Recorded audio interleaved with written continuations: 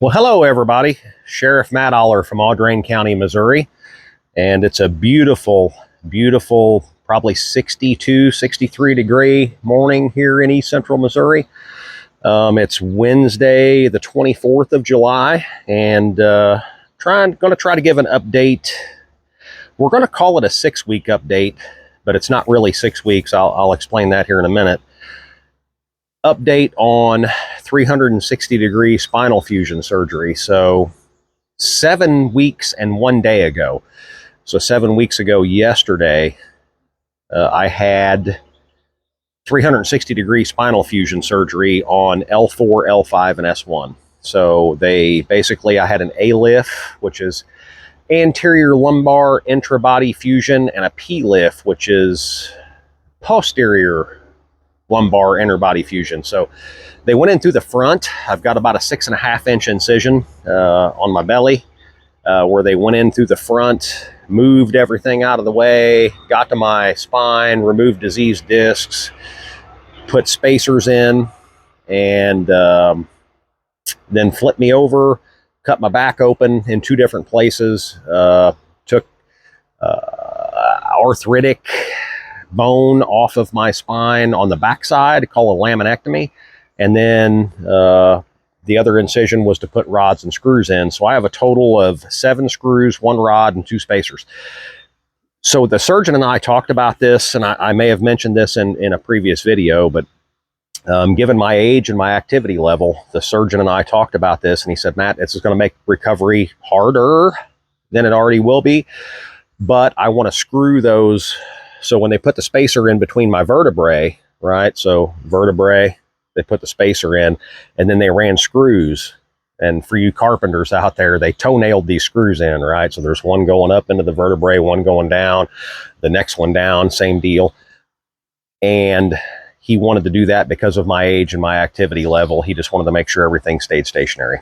So my recovery is probably a little different than some that didn't have quite as much damage done to their bone. But anyway, this is going to be a 6-week update, but it's really 7 weeks and a day, and I'll explain why. So I had my surgeon's follow-up, my 6-week follow-up last Wednesday, which would have been 6 weeks and a day.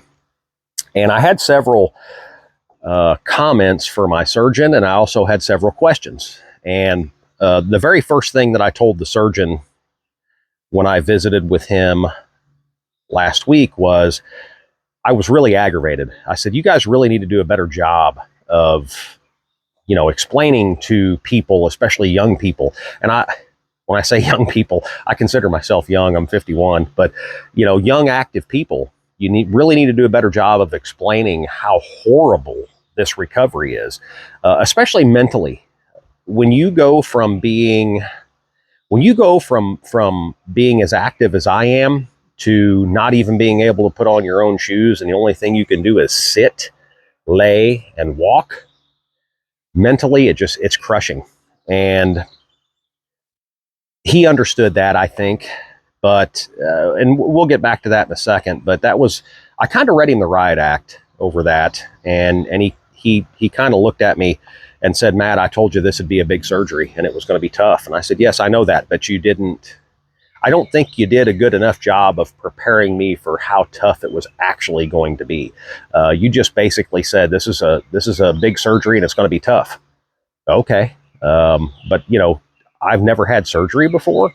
So tough to me is, that's a relative term. I've seen, I've had to go through some hard stuff, but nothing like this. And he said, okay, yeah, we'll take that under advisement. They had already done imaging by the time I met with the surgeon, right? So when I showed up, they took me down to imaging, did some x-rays, and we talked about it, and the surgeon said, okay, we're at the 6-week mark, your x-rays look good, everything's where they're supposed to be, your incisions look real nice. So you were talking about mentally how hard it was to not be able to do anything. He said, what do you want to do? Tell me what you want to do. I said, And that was a question that really took me off guard. So I said, okay, I've got a few things I want to do. First thing is I want to get my police dog back home. So I have a retired police dog, Apollo. He's a 10-year-old Belgian Malinois. He's about 55 or so pounds, and he's perfectly fine off a leash. I don't need to put him on a leash, so not a big deal. And I don't have to worry about him, twisting me or beating me up. But my current police dog, the one that's not retired, is a 70-pound female German Shepherd, and she's a handful. And I could see if I put her on a 6-foot line, she would go nuts and snap me around and be twisting me in ways I shouldn't be twisting. And when I brought that up, the doctor's like, I said, hey, I got a plan. Listen to me. If I put her on a long line, a 20-foot line, tracking line, if she does something silly, I've got, I can use my hands as brakes and kind of brace myself and get square with what's going on before she actually, does anything to twist me. And he goes, okay, that makes sense. You know how a dog works better than I do. So yeah, if you want to do that, go ahead, just be cautious. Now, I've not done it yet, and I'll explain why. But anyway, we'll get back to that in a second. So the other thing I talked about was the back brace they gave me was, and I don't know if you guys probably saw it. It's this big Velcro belt, and it's probably, 10, 12 inches wide across the back. And it's got these plastic rods and steel cables, right? So you put it on, and then you grab these handles on the side that are the ends of the steel cables, and you pull it, and it tightens all that stuff up in the back and creates a structure pretty much to keep you from bending and twisting, which actually works really well, but it's not very comfortable. So like when I sat in a car, I noticed that the plastic rods back there would dig into my back. And I said, hey, what can we do about this brace? Do you have something comparable that doesn't have all this stuff in it that digs into me? And he said, we're going to put the brace. He said, I was going to tell you this anyway. We're going to put the brace in the closet. You're done with that. And here's why. Because every day you wear that, your core gets weaker. You're relying on the brace and you're not relying on your core. So put the brace in the closet, and I am going to contact Peak Sport and Spine, and you're going to start PT as soon as they can get you in, because we need to build your core back up. I was pretty pleased with that, kind of. I was paranoid, but pleased, right?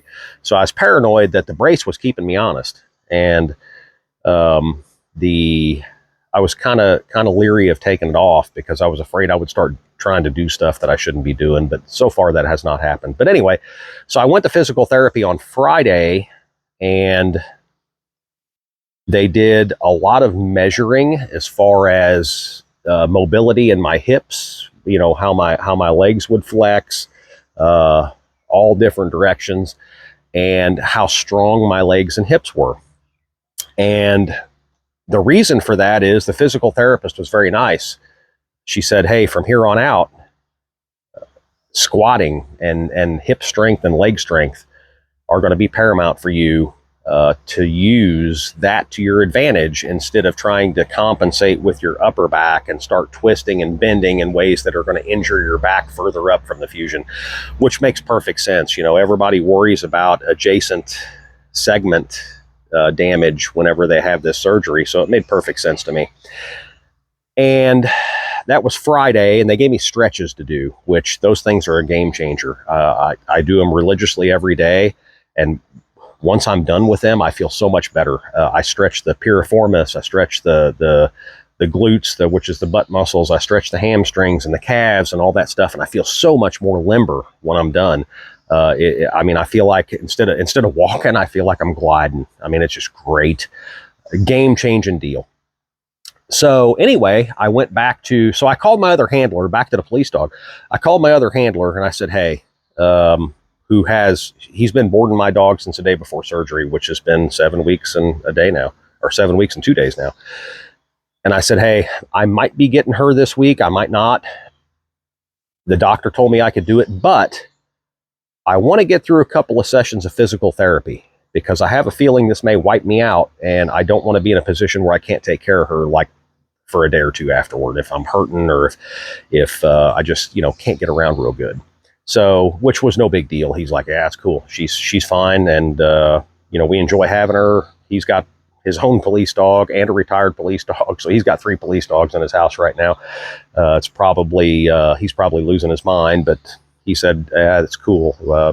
everything's okay. So I don't worry about her. But anyway, I went back to physical therapy on Monday, which is 2 days ago. And that was a completely different deal than the first day, right? We're done measuring, we're done stretching.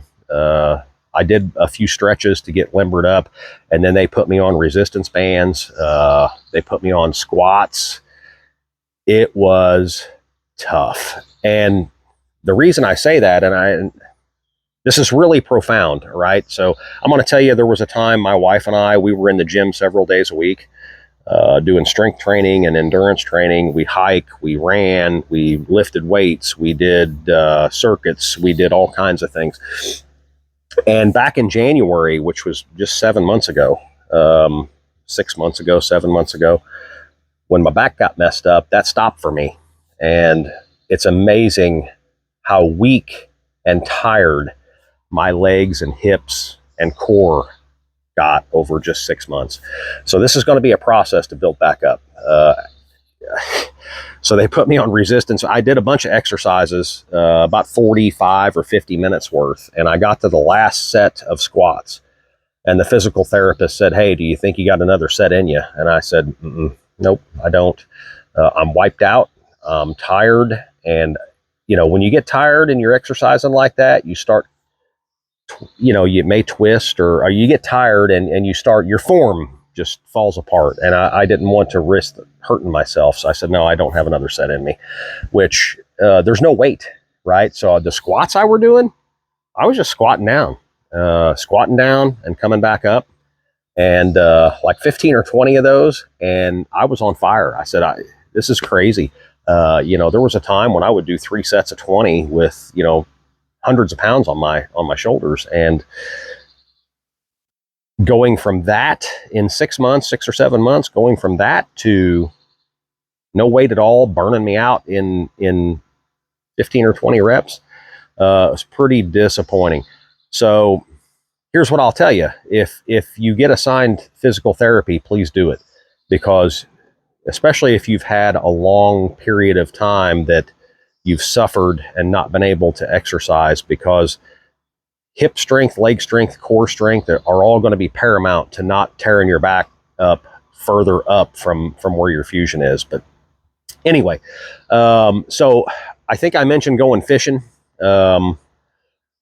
So the doctor asked me, what do you actually want to do? And one of the things I said was, I'd like to get on a boat and go fishing. I love to crappie fish, and I love to fish, period. And I think I could crappie fish on a boat. And he said, okay, go ahead. He said, basically the doctor said this, here's the deal. I want you to start doing things that you want to do that are low impact. So obviously no running, no, weightlifting, things like that, but start doing things. And if it hurts, stop. And if it wears you out, take a day and rest. So I actually did go fishing on Saturday, crappie fishing.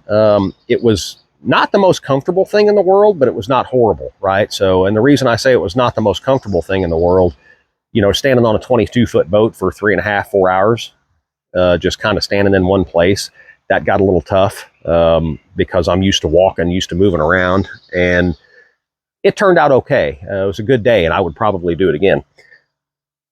As far as pain goes, so I'm at 7 weeks and 2 days. I will tell you that now physical therapy did wipe me out. Monday I had physical therapy. Yesterday was a recovery day, and yesterday my butt cheeks and legs were just hurting. But now it was a combination of aching and muscle sore.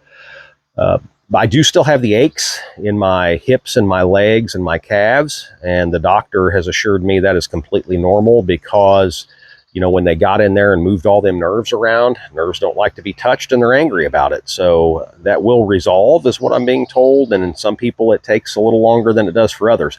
I can tell you that it is better than it was, even a week or 10 days ago. So if you are post-surgery, L4, L5, S1, ALIF, PLIF, and you are somewhere in that first 5 or 6 weeks, man, life probably sucks pretty bad for you. And I feel for you, because I know what you're going through. I think I told you guys in a previous video, there were literally 3 days, I think, that I went with no sleep at all. I just could not sleep. Didn't matter how many pain pills I took. It just wasn't going to happen. Now I'm sleeping usually between 5 and 7 hours a night. And the pain is manageable. I've been off pain pills for about 3 weeks. I'm just taking Tylenol right now, 1,000 milligrams 3 times a day. And then if I get inflamed, like if I feel my knees getting hot, so the inflammation, apparently I have a natural propensity for inflammation, right? It's what the doctor tells me, because I was very inflamed when they opened me up, and they've checked me and said, hey, you just have a natural propensity for inflammation. So the doctor has told me, if you have a bad day, I have no problem with you taking a non-steroid anti-inflammatory like ibuprofen or Aleve or something like that. But we need to, basically the idea is we need to come up with a balance of inflammation, because you heal under inflammation. It takes inflammation to heal, but not be so miserable that you can't rest, because it also takes rest to heal. So on bad days, I'll take, a couple ibuprofen in the morning and a couple of before bed. But for the most part, 1,000 milligrams of Tylenol 3 times a day makes it pretty manageable. And I'm still walking. I don't know. So the doctor was not real impressed with me. My Garmin watch keeps track of my steps and my mileage, and in the 28 days prior to my 6-week follow-up, so from week 2 on, man, I'd walk like 123 miles. And he just kind of rolled his eyes and went, dude, you created some of your own pain. And I'm like, yeah, I know, but mentally it was good for me. So anyway, I know walking sucks. Get up and walk. You gotta you gotta get your blood flowing. You gotta keep things limber. You gotta get up and walk. Excuse me. But for those of you that are, day 1 of surgery through day 35 or 40, probably sucks pretty bad for you. And I feel for you. I think about day 40 or so, I really started noticing a big difference, 35 or 40. And hopefully you will too. I mean, I've resigned myself to, complete recovery is going to be 6 months to a year. But my hope is with physical therapy that, in the next 8 weeks or so, my lower body is a lot stronger and supporting my back. And here's what I'll tell you, do the physical therapy, because let's face it, as younger people, if we would have spent more time squatting to pick things up instead of bending over to pick things up, and we would have worked on our leg strength, our hip strength, and our core strength, we probably wouldn't have had back surgery. So better late than never, but we really work on the leg strength and the hip strength once you get to the physical therapy stage. I'm really looking forward to that, although it sucks, because it does hurt. It sucks, but I'm hopeful that later down the road it pays dividends in not having any back problems further up. So anyway, Sheriff Matt Allard, Audrain County, don't forget to like and subscribe, and I hope you found this helpful. If you have questions about my recovery or things that I experienced, please drop them in the comments. I'll do my best to answer them back. But this is just kind of a 6-week update that's really a 7-week update as far as my recovery goes from 360-degree spinal fusion. Have a great day.